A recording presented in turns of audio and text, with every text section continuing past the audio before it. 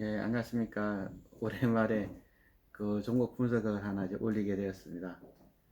그동안 제 유튜브 계정에 있는 종목들 공부를 갖고 공부하셨다는 분이 좀 계셨는데요. 제 아는 동생이 그 형이 올렸던 동영상 거의 다 봤다고 좀 새로 공부해 볼 게 좀 없냐라고 자꾸 이제 물어봐서 이제 이번부터 시작해서 한 달에 한두 개씩 계속 올려볼까 이제 생각 중인데요. 그 첫 번째로 이제 하반기 대우에서 첫 번째 종목으로 이니텍이라는 종목 하나 이제 분석을 한번 하는 거 올려고 휴대폰에 켰습니다. 그래서 와이프한테 오늘 이제 유튜브 올릴 거니까 이 꽃도 예쁜 거 하나 좀 만들어라 해서 이거 어제 거기 양재동 꽃시장 가가지고 꽃을 도매로 사갖고 와서 지금 보니까 한 20개 가까이 꽃 화분을 만들었는데요. 좀 예쁜 꽃 하나 이제 담았습니다. 이 예쁜 꽃을 보면서 이제 커피 한 잔 마시면서 오늘 같이 공부해 볼 종목 이니텍에 대해서 한번 이야기 나눠볼까 합니다. 이제 저 화면을 보면서 한번 같이 한번 공부해 보도록 하겠습니다.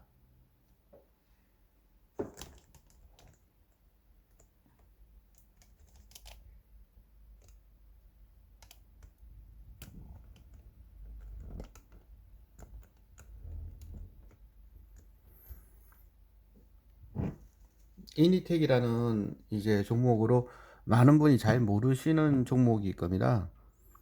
그리고 이 종목이 또 재미가 없는 종목이다 보니까 이제 보시다시피 지금 월봉으로 기준으로 해서 보시면은 그 4년 최저가거든요. 지금이 한 5,150원 정도면 이때 이후로 가장 최저가니까 5, 6, 7, 8, 9, 한 4년 6개월 최저가네요. 4년 6개월.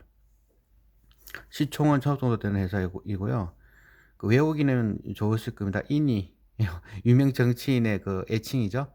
이니텍이라는 회사인데 이 종목을 좀 제가 분석을 하려고 하다 보면은 정치에 관련된 이야기를 조금 할 수밖에 없는데 그 부분에 대해서는 좀 이렇게 이해해 줬으면 좋겠어요. 특정 정치인을 좋아하고 좋아하지 않고의 문제는 아니다. 이니텍을 내가 이제 분석한다 해서 이니라는 분 있죠? 예, 이니 분. 좋아하시는 분도 많고, 뭐 싫어하시는 분도 많고, 무관심하시는 분도 많이 계시는데, 이니와는 전혀 관계없는 회사이다라는 거 좀 이해해 주시고, 제가 이 종목 관련해서 정치인이 좀 문제가 많다는 얘기 좀 많이 할 것 같은데, 그 정치인은 정치인 전반적으로 전부 다 말하는 거거든요.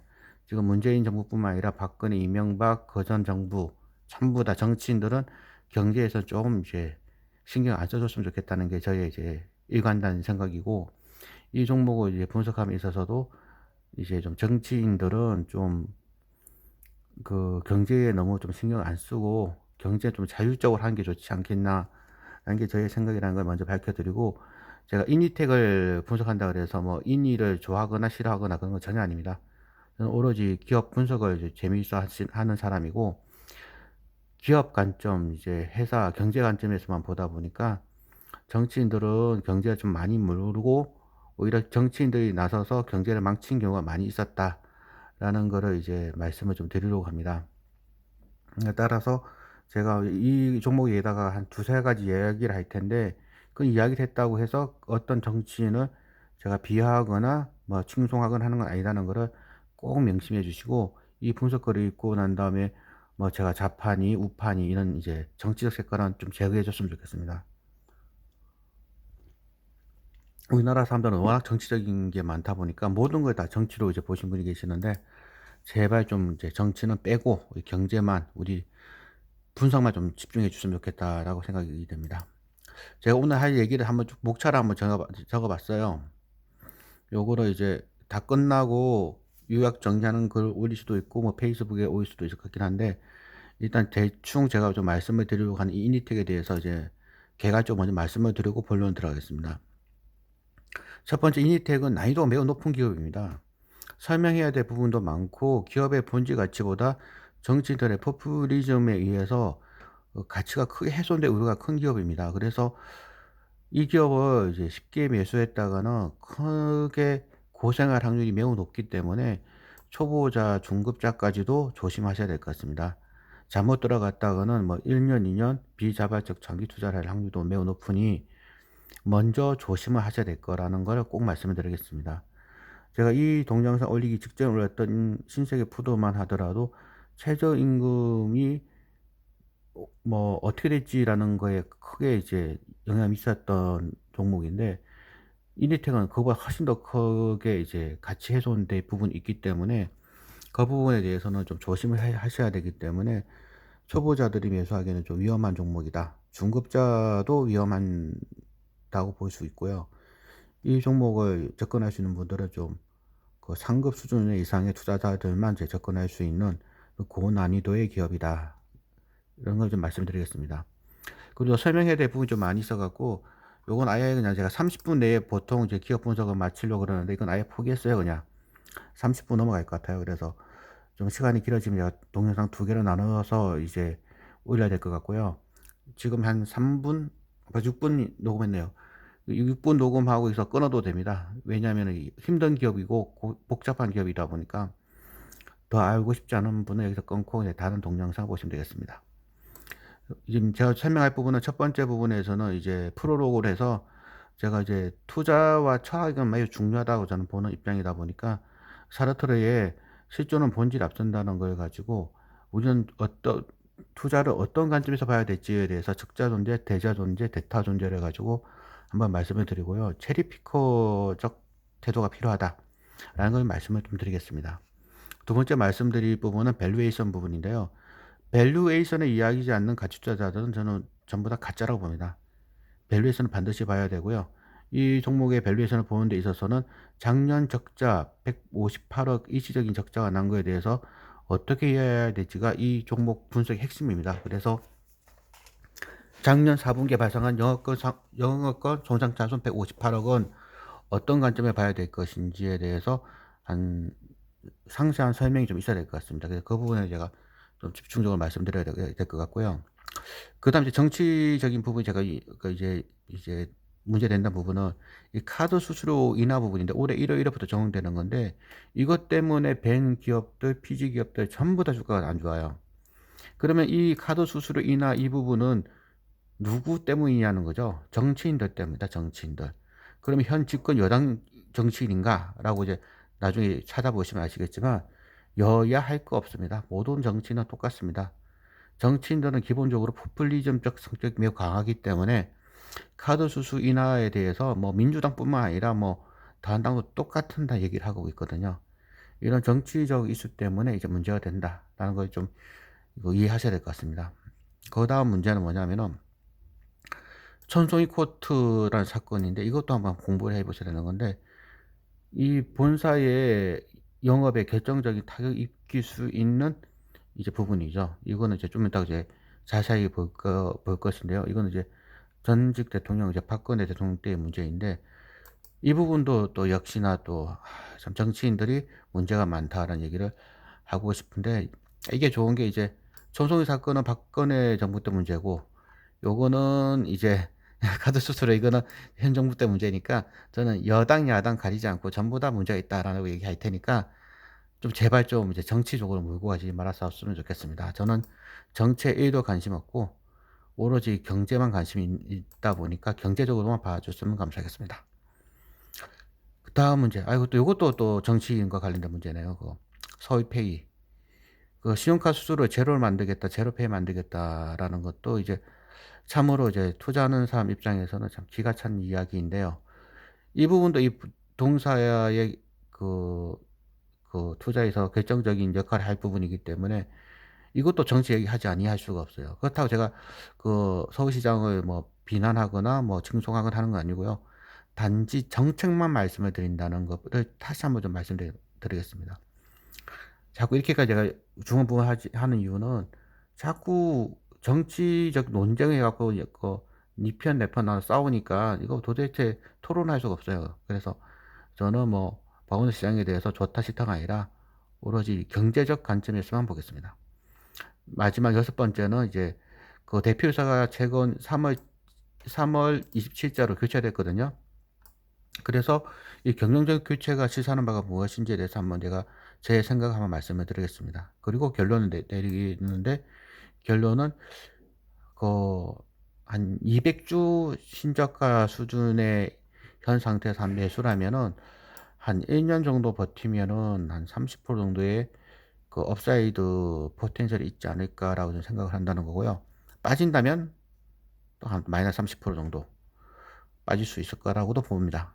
그런데 제가 예상하는 이제 1년 뒤의 모습이 맞다고 한다면은 마이너스 30%까지 빠질 수는 있겠지만, 그렇게 빠져서 오랜 기간 머무르지는 않지 않겠냐. 한 1 년에서 1년 반만 버티면은 그래도 현주가보다는 좀 더 높을 확률이 더 높지 않을까라고 판단하는데, 이 판단하는 근거를 이제 지금부터 한 3-40분 정도 동안 이제 설명을 장황하게 드리게 될 예정입니다.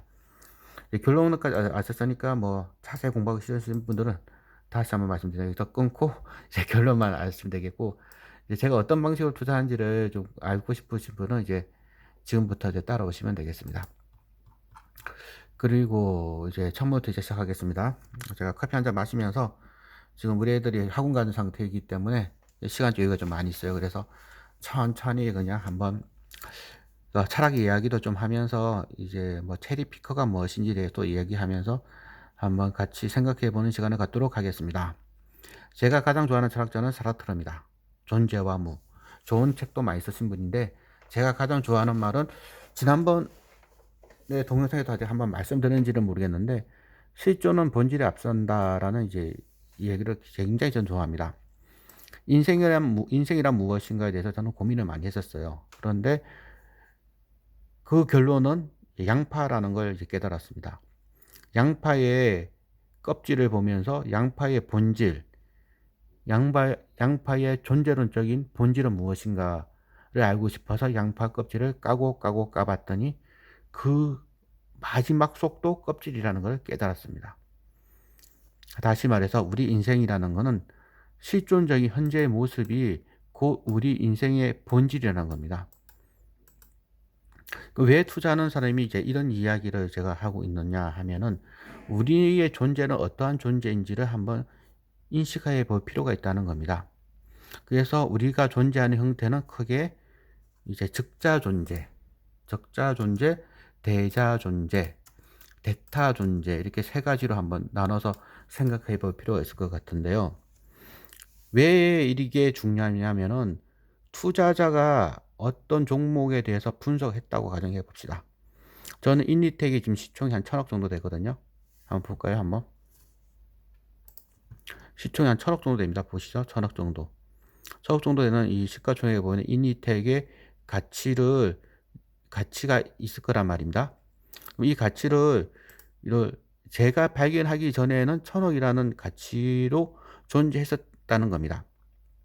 그런데 제가 보기에는 1년 뒤가 되면은 1300억 이상은 갈 수 있지 않을까라고 보일 수도 있겠죠. 그러면 in itself, 제가 발견하기 전에는 1000억 정도로 보였는데, 내가 이 종목을 볼 때는 1년 정도 지나면 1300억까지는 갈 수 있지 않겠나라는 존재로 바뀌었다는 겁니다. 그러면은 이 존재가 내가 대자 존재로서의 그 기업의 가치를 본다고 해서 그 존재가 즉시 바뀌지는 않는다는 겁니다. 그래서 이 사르트르에 의하면은 정반합과 같이 적자 존재, 대자 존재, 적자 대자 존재로 정반합으로 이제 시간이 가면서 합쳐진다고 하거든요.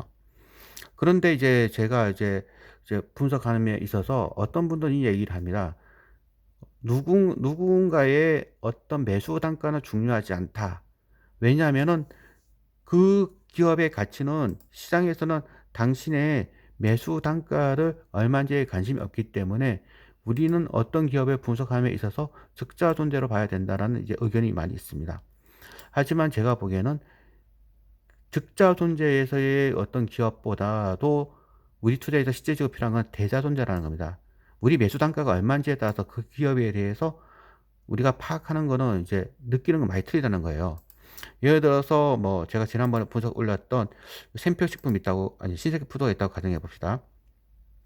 신세계 푸드를 그 가장 고가인 한 93,500원에 사신 분과 가장 최저가인 한 8만 원에 사신 분이 이 신세계 푸드를 보는 어, 관점이 동일할까요?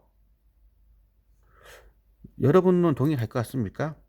똑같은 존재인 신세계 푸드를 고가권에서 매수하셨던 분이 바라보는 거와 저가권에서 바라보는 분이 이 기업에 대한 태도가 동일하겠냐는 겁니다. 그래서 우리는 어떤 기업을 볼 때 이 기업의 적자 존재에 대해서 각자가 느끼는 대자 존재적인 가치는 틀리다는 것을 인정하고 가자는 겁니다. 이걸 인정하지 않고 투자를 하다 보면 낭패를 당하게 될 거예요. 왜냐고요? 마음이 일단 불편합니다. 최대한 싸게 사신 분은 주가가 좀 다소 떨어지더라도 이제 여유가 있는데, 가장 높은 꼭지에 사셨던 분은 늘 마음이 불편하거든요. 그래서 우리는 종목을 분석하는 데 있어서 철학이 중요하다는 겁니다.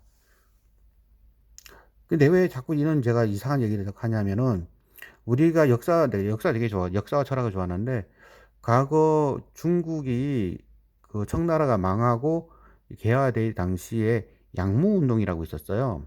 서양 문물을 배우자. 그리고 동도서기라 그래갖고 동양의 정신과 서양의 기술을 배우자라는 이야기를 많이 했었는데, 생각해 보세요. 그게 그렇게 해서 성공했나요? 기술만 배우면은 그 서양을 우리가 동양이 앞서갔냐고요. 우리가 정말 중요한 거는 서양의 철학을 배워야 되는데, 서양의 기술만 배우겠다, 청나라의 제도는 내버려둔 상태에서 양무운동을 하겠다, 동도서기를 하겠다 그래가지고 폭망을 했다는 겁니다. 진짜 중요한 거는 철학이거든요. 그래서 저는 계속 이렇게 투자 종목을 이제 분석함에 있어서 철학 얘기를 계속하고 있는 겁니다. 그래야지 뭐 단타라든지 투기라든지 이런 거 하지 않기 위해서는 자신만의 분명한 철학이 있어야 된다는 거죠. 그래서 제가 적자존재, 대자존재에 대해서 한번 좀 말씀드렸고, 나중에 기회 되면 이거만 갖고도 한 시간 이상 이야기를 할 수 있을 것 같아요. 마지막은 대타존재라는 건데, 이 대타존재도 굉장히 중요해요. 우리의 존재, 제가 좀 쓰면서 한번 해볼까요? 우리의 존재란 무엇인가? 나의 존재는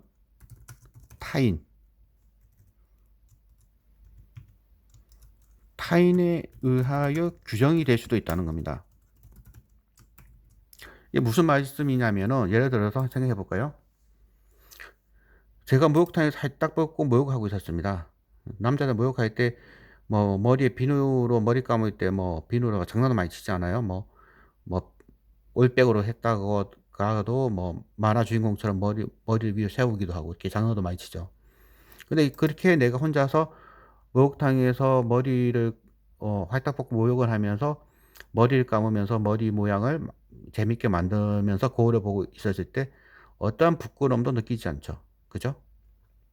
근데 그때 누군가가 타인이 문을 활짝 열었다 해보세요. 그러면 저는 수치심과 부끄러움으로 당장 문 닫아라 그러고 몸을 숨기려고 하겠죠. 이때의 나의 존재는 다른 사람에 의해 규정되어진다는 겁니다. 혼자 있을 때의 나의 모습과 타인에 의해서 보여주는 나의 모습은 틀리다는 겁니다. 이게 무엇이냐면은, 제가 이 종목을 얘기를 했다고 합시다. 근데 아무도 관심이 없다. 매수를 했는데. 그럼 어쩔 거냐는 겁니까? 여러분도 아무도 매수하지 않았을 겁니다. 근데 매수한 뒤에 아무도 관심이 없어서도 혼자 자유롭고 행복할 수 있겠냐는 겁니다. 그렇게 혼자 행복하고 할 수 있다면 이 종목은 배당주여야 돼요. 배당금이 아주 많아서 누구도 관심을 갖지 않고 주가가 올라가지 않아도 나는 행복할 수 있다 라고 생각하면 괜찮습니다. 하지만 우리는 주가를 한 30%는 올라갈 걸 기대하고 매수하려고 하지 않겠습니까? 그렇다면은 타인들은 이 종목을 이제 인디텍이죠. 인디텍이라는 이 종목을 이때 매수를 했는데 한 1년 뒤에 주가가 한 요 정도까지는 가야지 한 30% 올라가는 거잖아요. 이 정도까지 올라갈 때의 논리가 무엇이고 그 타인들은 이거 왜 매수할 것인지에 대해서도 우리는 생각을 해야 된다는 겁니다. 그래서 투자라는 거는 혼자만의 어떤 골방에서 처박혀서 하는 게 아니라 계속 다른 투자자들 만나고 뭐 회사와도 커뮤니케이션도 하고 나의 생각이 맞는지를 다른 분들과도 많이 토론해 보아야 된다는 거죠. 그런 관점에서 저는 이제 사라토레의 실존은 본질 앞선다라는 걸 가지고 오늘 잠시 이제 말씀을 드렸습니다. 우리의 존재라는 거는 나 스스로 뭐 고고하게 있는다고 될 문제가 아니라는 겁니다. 우리 투자자에게는 타인이 있고 그 타인이 어떤 논리로 이 종목을 매수를 할 수 있을지 거기에 대해서 우리는 관심을 가져야 된다는 겁니다. 쉽게 이제 결론부터 먼저 말씀드린다면은 동사의 현재 퍼는 마이너스 9.74배입니다. 초보자 투자자들이라면 이걸 딱 보면서 어떤 생각을 하실까요? 적자 기업이네. 매수하면 안 되겠네. 시총 1000억짜리인데 뭐 시총도 작고 적자니까 매수하면 안 되겠네 라면서 이게 빠졌습니다. 그럼 제가 올라갈 수 있다라는 근거는 뭐냐면은 이게 바뀔 거라는 거죠. 마이너스 9.74배가 플러스 8배, 7배가 될 거고 그때가 된다면 싸네 하면서 누군가는 사게 될 것이고 그게 사게 된다면은 인디텍 같은 회사가 퍼10 정도는 받아야 되지 않겠습니까? 퍼10은 이제 퍼의 역수가 시가 수익률이잖아요. 그러면 한 10% 정도 수익이 나는 거니까 10배에서 12배까지는 또 볼 수 있을 겁니다. 그렇다면은 이때 시총 1000억은 1300억, 1400원 갈 수 있지 않을까. 현재의 적자 존재의 이니텍은 제가 대자 존재로서 봤을 때의 모습은 1년 뒤에는 한 1300억, 1400억이고 이 적자와 대자가 변제법적으로 합치된 적자 대자 관계가 되면은 약 1300억에서 1400억까지는 갈 수 있다. 라고 본다는 겁니다. 그 근거는 무엇이냐면은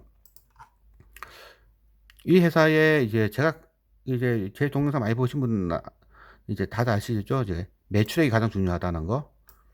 모든 기업의 사이즈는 매출액입니다. 매출액이 박살나는 기업들은 정말 어려운 기업들이니까 투자하면은 안 됩니다. 뭐 꼭 할 수도 있는데 턴어라운드 기업이라면 할 수가 있는데 매우 어려운 투자가 될 거예요. 그런데 이 기업 어떤가 한번 보겠습니다. 매출액 1800억, 2000억, 2300억, 2400억, 2600억 어떻습니까? 단 한 년도 역성한 바 없죠. 매출은 꾸준히 늘어났습니다. 분기 매출 한번 보겠습니다. 560억, 600억, 700억, 740억, 680 한번 지난 분기 한번 빠졌죠. 어떻습니까? 쭉 늘어나고 있죠. 영업이익을 보겠습니다. 170억, 280억, 230억, 216억, 86억. 예, 작년 한번 박살났어요. 그 지배당기순이익을 보겠습니다. 50억, 122억, 102억, 101억, 마이너스 105억. 이래서 마이너스 105억 때문에 지금 이게 나왔어요. 퍼 마이너스 9.74배.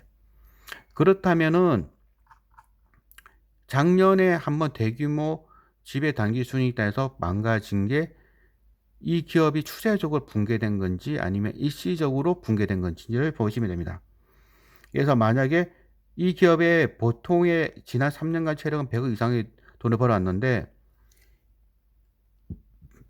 한 해만 큰 손실이 난 게 맞고 다시 올해 재작년이나 그 전에 한 100억 정도의 지배당기순이익이 나는 기업이라고 한다면은 현재 1000억 정도라면 퍼 10배가 된다는 거죠. 그리고 2015년 정도에 120억 정도 나면은 퍼는 8배로 내려와 버릴 거고요. 그러면은 이 기업이 15, 16, 17년도 지배당기순이익 100억 정도 나왔을 때의 시가총액이 얼마인지를 한번 살펴보겠습니다. 16, 17, 18년도에 100억 정도 나올 때 평균적인 주가는 약 7,500원에서 한 8,000원 사이. 한 8,000원 내외를 움직였는데요. 이게 작년에 한번 실적이 망가지면서 주가가 확 내려와 버린 겁니다. 그러면은 이제 제가 보는 관점은 뭐냐면은 작년에 발생된 이 지배 단기 순이익의 쇼크가 일시적이었고 올해 회복 가능한지만 보면 됩니다. 분기를 보겠습니다. 분기에 보면은 작년 3분기까지는 뭐 괜찮았어요. 그러다가 4분기에 박살이 난 거죠. 그런데 이거를 자세히 들여다보지 않는 분들은 이게 일시적인 건지 아니면은 지속적인 건지에 대해서 판단을 제대로 하지 못한다면 이 기업은 투자할 수 없는 겁니다. 그래서 저는 지금부터 본격적으로 이 기업이 일시적이었는지 아니면은 지속 가능한지에 대해서 하나하나 검토해 보도록 하겠습니다. 그래서 일단 프로그램은 끝났고요. 이제 2번 이제 밸류에이션 이 부분이 이제 들어왔습니다. 그리고 이 앞에 체리 피커라는 말씀을 한번 또 드리려고 하는데요. 그 체리 피커라는 거를 아시는 분도 많이 계시겠지만 잘 모르시는 분이 계셔서 말씀을 드리는데요. 우리가 케이크, 조각 케이크 같은 거 사서 먹으면 그 조각 케이크 위에 체리가 있잖아요. 그 체리만 딱 꺼내서 먹는 부위는 체리 피커라고 합니다. 그래서 저는 이제 합리적인 소비자, 뭐 케이크 파는 사람 입장에서는 뭐 안 좋겠죠. 하지만 케이크 파는 사람 입장에서도 모든 소비자들이 체리만 먹는다는 걸 알고 마케팅을 하는 거거든요. 그래서 이 부분도 이제 제가 나중에 다시 한번 좀 말씀을 드릴 부분이 있어서 미리 이제 설명을 드리는 건데요. 현대 소비자들은 매우 이제 합리적이고 스마트하신 분들이어서 체리 피커적인 이제 소비 행태를 보이고 있다는 것을 이해를 하고 이제 시작돼야 될 것 같습니다. 자, 그러면은 본격적으로 이제 말씀을 드리려고 하는데 벌써 26분이 지나고 있네요.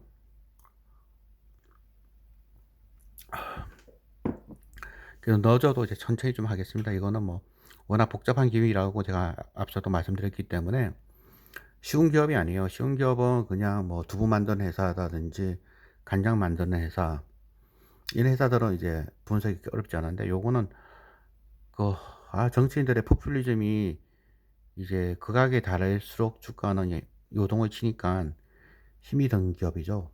그래서 철저히 싸게 사야 되는 기업이고 추격 매수하면 큰일 나는 기업입니다. 이거는. 자, 이제 보겠습니다. 2018년 적자는 추세적인 이슈인가라고 보면은 올해부터 이제 벤 사업이라든지 뭐 PG 사업하는 이런 회사들은 굉장히 힘들었어요. 왜냐하면은 여야 할 거 없이 그 서민들을 위해서 카드 수수료를 인하하겠다는 겁니다. 그 참 좋은 말씀이죠. 뭐 카드 수수료를 인하하면은 뭐 영세 사업자들한테 좀 좋겠죠. 근데 그 좋으면은 그거가 좋은데 그거를 그 정치인들이 돈 내는 게 아니라 피해 보는 사람이 있다는 거예요. 피해 보는 사람. 이런 오늘 이제 공부하는 이제 이니텍 같은 회사들은 앉아서 손해 보는 거거든요. 그래서 이런 것 때문에 이제 그러니까 동사는 본업은 공인인증서 만드는 회사가 하고 있고 연결자회사 그러니까 지분법을 잡히는 그러니까 매출까지 연결을 잡히는 이제 스마트로라는 회사가 있는데 그 회사는 이제 뱅과 이제 PG 사업을 하는데 이 여기에 대한 영업권 중에서 158억을 작년 4분기에 일시를 잡아버렸어요. 158억을. 그래서 이제 요게 나온 겁니다. 마이너스 105억이. 근데 이거 158억을 이걸 안 했다면은 작년에도 한 80억 정도 이익은 났겠죠. 그런데 한 방에 이제 다 반영시켜 버렸어요. 그럼 왜 한 방에 다 반영시켰을까라고 본다면은 이제 나중에도 설명드릴 건데 경영진이 교체됐거든요. 2019년 3월 27일자로. 그런데 경영진이 교체될 거는 이제 작년 말부터 이제 이미 결정이 돼 있었을 것이면 그 확실한 거고, 그 강성모라는 분이 현재 대표이사신데, 그 강성모 대표이사는 KT 넥스아이라는 이제 그 빅데이터 전문하는 회사의 대표이사도 아주 좋은 이제 경영 성과를 보였던 분이에요. 이분이 이제 올 3월 27일자로 이제 취임하는 걸 즈음해 가지고 전분기에 바로 대규모 영업권 상각이 일어났다 하면 이제 뻔하지 않습니까? 제가 추측하기에는 빅베더식으로 새로운 경영자가 들어올 테니까 기존에 좀 털어야 될 거를 한 방에 다 이제 반영해 놓은 거라고 보여집니다. 이런 경우는 이제 여러 이제 경우를 많이 봤는데요. 이제 새로운 경영진과 이제 뭐 이거는 KT의 이제 자회사인데 큰 그룹에서 전문 경영인이 교체가 되면은 교체되기 직전에 이제 새롭게 이제 시작하시라고 기존의 부실을 한 분기에 다 털어내는 경우가 많이 있거든요. 그래서 동사도 아마도 한 분기에 이제 기존 부실을 다 털어내기 위해서 작년 4분기 한 방에 다 이제 털어낸 게 아닌가 이렇게 저는 추측을 하고 있습니다. 그렇다고 한다면은 지난 이제 7월 3월 27일 날 했잖아요. 그러면 3분기 끝이잖아요. 그래서 사실 새로운 이제 대표이사님이신 강성묘 대표님 어떻게 생겼냐면은 볼까요 한번? 예. 이분이 이제 새로 이제 취임하신 분이십니다. 이분이 이제 KT 넥스아이라는 회사의 빅데이터 관련된 기술을 전문적으로 하셨던 분이신데 이분이 취임을 3월 27일 날 했으니까 3분기 말 2분기 말이죠.